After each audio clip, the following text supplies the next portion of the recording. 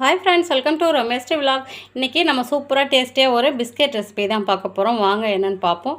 இன்றைக்கி சூப்பராக நல்லா ஹெல்த்தியாக கோதுமை மாவு வச்சு கோதுமை மாவு நாட்டு சக்கரை போட்டு நம்ம சூப்பராக நட்ஸு போட்டு நம்ம பிஸ்கெட் செய்ய போகிறோம். காஃபியில் தொட்டு சாப்பிட்லாம், சும்மாவும் சாப்பிட்லாம். குழந்தைங்களுக்கு வந்து ஸ்கூலுக்கு வந்து ஸ்நாக்ஸுக்கும் கொடுத்து அனுப்பலாம். நம்ம ஹெல்த்தியாக செய்ய போகிறோம் கோதுமை மாவு வச்சு. பாருங்கள், நான் வந்து முந்திரி, பாதாம், பிஸ்தா 3 எடுத்து வச்சுருக்கேன். இது 3த்தையும் போட்டு மிக்ஸி ஜாரில் போட்டு அப்படியே லைட்டாக குறன்னு பல்ஸ் கொடுத்து அரைச்சிக்கலாம். நைஸாக அரைக்கக்கூடாது. பல்ஸ் கொடுத்து ஒரு ரெண்டு தடவை பல்ஸ் கொடுத்தோம்னா அப்படியே ஒன்றும் பாதியமாக நறுக்குன மாதிரி ஆகிடும். நம்ம கத்தியால் கட் பண்ணி போட்டாலும் போடலாம், இல்லை மிக்ஸி ஜாரில் இது மாதிரி பல்ஸ் கொடுத்து அரைச்சி போட்டாலும் போடலாம். நம்ம மிக்ஸி ஜாரில் போட்டு அரைச்சிட்டு வந்துடலாம். அப்படியே 2 தடவை பல்ஸ் கொடுத்தா போதும், இல்லைன்னா ரொம்ப வாட்டம் ஆகிடும். அரைச்சிட்டு அப்புறம் பார்ப்போம். இங்கே பாருங்கள், நான் வந்து முந்திரி, பாதாம், பிஸ்தெல்லாம் அப்படியே லைட்டாக பல்ஸ் கொடுத்து அரைச்சிட்டேன். அப்படியே ஒன்றும் பாதியமாக தான் 1-2 மூஷம் இருந்தாலும் தப்பு இல்லை. நம்ம பிஸ்கெட் சாப்பிடும்போது கடித்து சாப்பிடும்போது வாயில் தட்டுப்படும். நல்லா மென்று சாப்பிட்றதுக்கு வாசனையாகவும் இருக்கும். இதுக்கு மேலே அரைச்சோம்னா வாட்டம் ஆகிடும். 1-2 மூஷம் இருந்தாலும் தப்பு இல்லை. அப்படியே எடுத்து வச்சிடலாம். இங்கே பாருங்கள், நான் இப்போ வந்து ஒரு மிக்சிங் பவுல் எடுத்திருக்கேன். அதில் வந்து 1 கப்பு அளவுக்கு நம்ம ப்ரௌன் சுகர் போட்டுக்கலாம். இது சுத்தமாக அந்த மண்ணு இல்லாத சுத்தமான ப்ரௌன் சுகர் தான். நான் 1 கப்பு அளவுக்கு போட்டுக்க போகிறேன். போட்டுட்டு பட்டர், ஒரு 100 கிராம் பட்டர் வந்து நான் லைட்டாக மெல்ட் பண்ணி வச்சுருக்கேன். அதையும் ஊற்றிக்கலாம். ஊற்றிட்டு எல்லாத்தையும் ஒன்றா மிக்ஸ் பண்ணிக்கலாம்.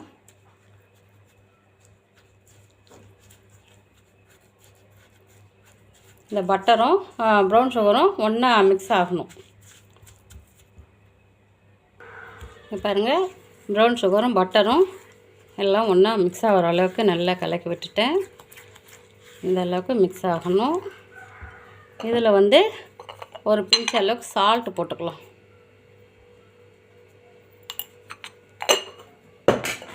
Salt, baking powder, baking soda இல்லை, பேக்கிங் பவுடர் வந்து 1 ஸ்பூன் அளவுக்கு போட்டுக்கலாம். நான் வந்து 1 கப்பு அளவுக்கு கோதுமை மாவு எடுக்க போகிறேன். அதுக்காக 1 ஸ்பூன் அளவுக்கு பேக்கிங் பவுடர் போட்டுக்கலாம்.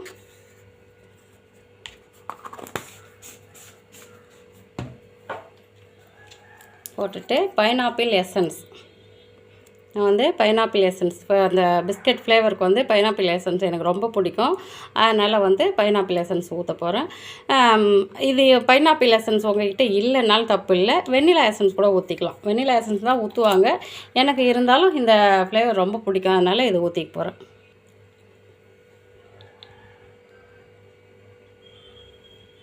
ஒரு மூடி அளவுக்கு, இது அளவு பார்த்தோம்னா 1 ஸ்பூன் அளவு தான் அளவு வரும். ஊற்றிட்டு எல்லாத்தையும் ஒன்றா மிக்ஸ் பண்ணிக்கலாம்.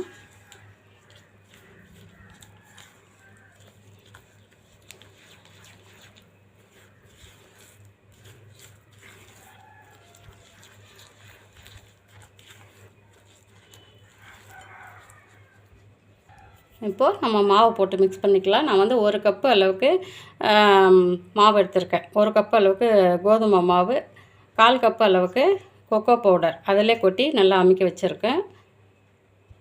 1/4 கப்பு கொக்கோ பவுடர், 1 கப்பு அளவுக்கு கோதுமை மாவு.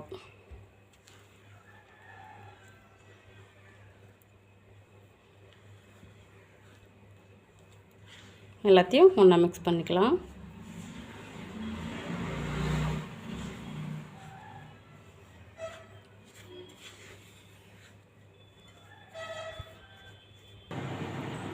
இப்போ கையால் மிக்ஸ் பண்ணிக்கலாம்.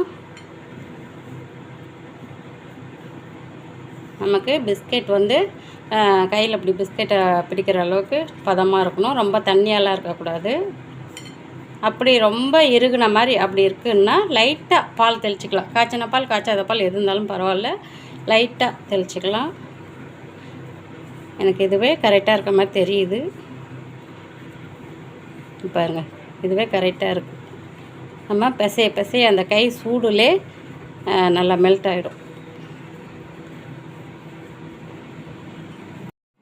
பாருங்கள், மாவு வந்து நல்லா பிசைஞ்சிட்டேன். இந்த அளவுக்கு நமக்கு பிஸ்கெட் எடுத்து கையில் வச்சு தட்டுற அளவுக்கு கரெக்டாக இருக்கணும். இப்போ நம்ம நட்ஸ் வந்து பொடி பண்ணி வச்சோம் இல்லைங்களா, அதை போட்டுக்கலாம்.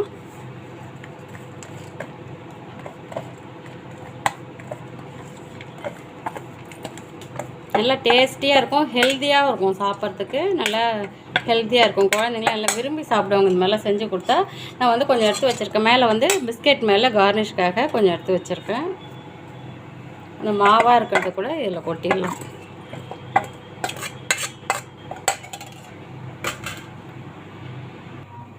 பாருங்கள், கொஞ்சமாக வந்து சாக்கோ சிப்ஸு அதுவும் போட்டுக்கிறேன். நம்ம பிஸ்கெட் சாப்பிடும்போது வாயில் தட்டுப்படும்போது சாக்லேட் நல்லா அந்த ஃப்ளேவர் வந்து சாக்லேட் வந்து சாப்பிட்றதுக்கு அவ்வளோ டேஸ்ட்டாக இருக்கும், குழந்தைங்களுக்கு ரொம்ப பிடிக்கும். அடுத்து வந்து டூட்டி ஃப்ரூட்டி போட்டுக்கலாம். வந்து பாருங்கள், டூட்டி ஃப்ரூட்டி கொஞ்சம் கலந்துக்கலாம் அதோட கூட. இதெல்லாம் சாப்பிடும்போது நல்ல டேஸ்ட்டாகவும் இருக்கும், குழந்தைங்களுக்கு ரொம்ப ரொம்ப பிடிக்கும். அந்த மாதிரிலாம் எல்லாம் நம்ம சேர்த்து செஞ்சு கொடுத்தோம்னா குழந்தைங்களுக்கு ரொம்ப ரொம்ப பிடிக்கும். அடுத்த தடவையும் இதே மாதிரி செஞ்சு கொடுங்கன்னு கேட்பாங்க, செஞ்சு கொடுங்கம்மா அப்படின்னு கேட்பாங்க குழந்தைங்க. எல்லாத்தையும் ஒன்றா மிக்ஸ் பண்ணிக்கலாம்.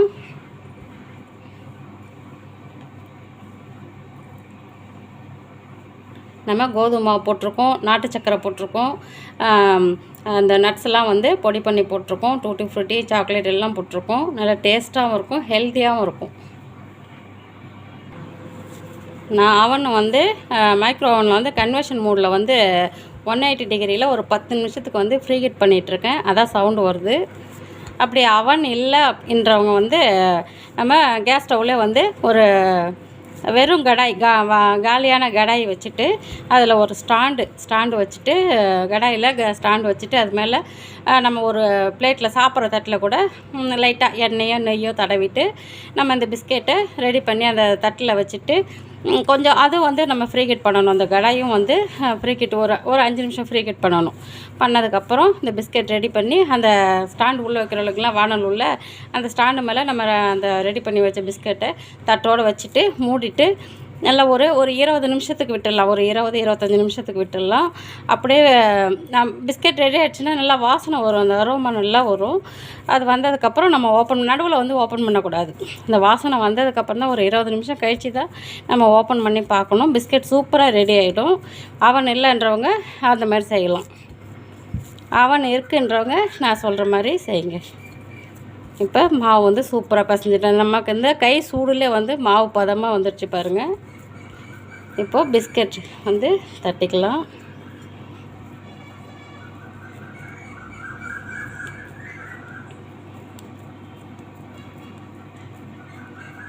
இந்த மாதிரி ஒரு மீடியமான சைஸ் பால் மாதிரி பால் சைஸுக்கு மாவு எடுத்துக்கிட்டு கையில் வச்சுட்டு லைட்டாக அவ்வளோதான். ரொம்ப மொத்தமாகவும் இருக்கக்கூடாது, ரொம்ப மெல்லிசாகவும் இருக்கக்கூடாது. பாருங்கள், நடுவில் கூட லைட்டாக தட்டிடலாம். சூப்பராக பிஸ்கெட்டு எல்லாத்தையும் இந்த மாதிரி ரெடி பண்ணிக்கலாம்.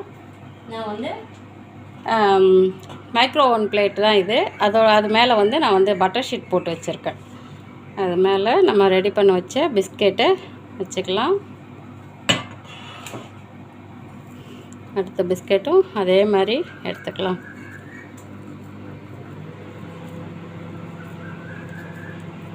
இல்லை இந்த நட்ஸ்லாம் வந்து சாப்பிடும்போது கடித்து சாப்பிடுவோம். நம்ம இன்னும் பிஸ்கெட் வேக வச்சதுக்கப்புறம் இந்த நட்ஸ்லாம் வந்து நல்லா மொறுன்னு நல்லா அதில் ரோஸ்ட் ஆகிடும் இல்லைங்களா. அதனால் மொறுக்கும் சாப்பிடும்போது அவ்வளோ வாசனையாக இருக்கும். அந்த நட்ஸ்லாம் வந்து வாசனையாக இருக்கும் சாப்பிடும்போது. குழந்தைங்க நல்லா விரும்பி சாப்பிடுவாங்க. இந்த மாதிரி செஞ்சு கொடுத்து பாருங்களேன். நீங்கள் பாருங்கள், இதே மாதிரி அது நம்ம பிளேட்டில் வைக்கும்போது தள்ளி வைக்கணும். ஏன்னா வேகும்போது கொஞ்சம் உப்பி வர மாதிரி இருக்கும். அதனால் கொஞ்சம் கேப் விட்டு பிளேட்டில் வச்சுக்கணும். எல்லாத்தையும் ரெடி பண்ணிட்டு அப்புறம் பார்ப்போம். இப்போது மைக்ரோ ஓவனில் நம்ம ரெடி பண்ணி வச்ச பிஸ்கெட் எடுத்து வச்சிடலாம். சுடும் நம்ம ஏன்னா ப்ரீ ஹீட் பண்ணி வச்சுருக்கோம். சுடும் பார்த்து கையில் சுட்டுக்காமல் பார்த்து எடுத்து வைக்கணும். அவ்வளோதான். வச்சுட்டு டோரை க்ளோஸ் பண்ணிடலாம்.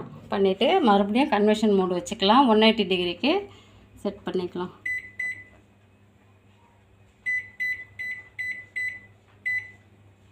வச்சுட்டு நான் வந்து ஒரு 15 நிமிஷம் டைம் செட் பண்ணிக்க போகிறேன்.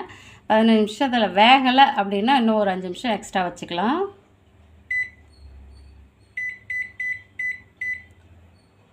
வச்சுட்டு நம்ம ஸ்டார்ட் கொடுத்துடலாம். அவ்வளோதான். அப்படியே பிஸ்கெட் வேகட்டும். உள்ளே சுற்றுது பாருங்கள், பிஸ்கெட் வந்து வேக ஆரம்பிச்சிருச்சு. அப்படியே வேகட்டும் பாருங்கள். 15 நிமிஷம் டைம் முடிஞ்சிடுச்சு. பிஸ்கெட் வந்து வெந்து இருக்க மாதிரி தான் தெரியுது. இருங்க வெளியில் எடுத்து பார்ப்போம். சுடும், பார்த்து கவனமாக இருக்கணும். சூப்பராக வந்துடுச்சு பிஸ்கெட். 15 நிமிஷத்தில் சூப்பராக வந்துடுச்சு.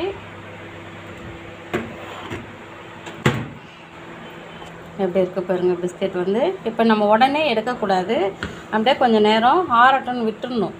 பாருங்கள் சூப்பராக வெந்திருக்கு. நான் கிட்ட வச்சு காட்டுறேன். நமக்கு இந்த சைட்லலாம் இந்த மாதிரி விரிசல் இருந்தால் தான் பார்க்கறதுக்கு பிஸ்கெட் மாதிரியே தெரியும். நல்லா டேஸ்டியாக இருக்கும். எப்படி இருக்கும் பாருங்கள். அந்த நட்ஸ் எல்லாம் நல்லா மேலே மொறு மொறுன்னு இருக்கும் சாப்பிட்றதுக்கு. சூப்பராக வந்துடுச்சு. அப்படியே ஆறட்டோன்ட்டு ஆற வச்சுட்டு அப்புறம் எடுத்து நம்ம உடச்சி பார்க்கலாம். இப்போ சூடாக எடுத்து சாப்பிட்டோம்னா வேகாத மாதிரி தெரியும், ஸ்பாஞ்சாக இருக்க மாதிரி தெரியும். ஆறணும். நல்லா ஆறுனதுக்கப்புறம் எடுத்துக்கலாம். பாருங்கள் சூப்பரான பிஸ்கெட், ஹெல்த்தியான பிஸ்கெட் ரெடி ஆகிடுச்சு. நல்லா நான் ஆறுனதுக்கப்புறம் பட்டர் ஷீட்லேருந்து எடுத்து ஒரு பிளேட்டுக்கு மாற்றிக்கிட்டேன். எப்படி இருக்குது பாருங்கள் பிஸ்கெட். பார்க்கும்போது நம்ம இந்த நட்ஸ் எல்லாம் மேலே வச்சோம் இல்லைங்களா, அதெல்லாம் அப்படியே சாப்பிடும் மொறுன்னு இருக்கும். சாப்பிட்றதுக்கு டேஸ்ட்டாக இருக்கும். எப்படி இருக்குது பாருங்கள் பிஸ்கெட் வந்து. பாருங்கள் நல்லா மொறுன்னு இருக்கும். பாருங்கள் எப்படி இருக்குது பாருங்கள் பிஸ்கெட்.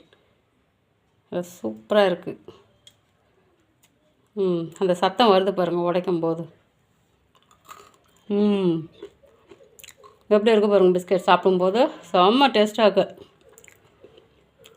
அது மொறுப்பு எல்லாம் அந்த நட்ஸ் எல்லாம் வந்து நல்லா மொறுன்னு சாப்பிட்றதுக்கு அவ்வளோ டேஸ்ட்டாக இருக்குது. பாருங்கள் சூப்பரான ஹெல்த்தியான நட்ஸு, கோதுமை மாவு வச்சு நட்ஸை வச்சு பிஸ்கெட் செஞ்சுருக்கோம். டீ டைமுக்கு சூப்பரான பிஸ்கெட். பசங்களுக்கும் ஸ்நாக்ஸுக்கும் கொடுத்து அனுப்பலாம். பெரியவங்க வயசானவங்க எல்லாருமே தாராளமாக சாப்பிட்லாம். சூப்பரான பிஸ்கெட். இந்த மாதிரி செஞ்சு சாப்பிட்டு என்ஜாய் பண்ணுங்கள். இந்த வீடியோ உங்களுக்கு பிடிச்சிருந்தா லைக் பண்ணுங்கள், ஷேர் பண்ணுங்கள், சப்ஸ்கிரைப் பண்ணுங்கள். வீடியோ பிடிக்கலனாலும் ஒரு லைக் பண்ணுங்கள், தப்பு இல்லை. தேங்க்யூ.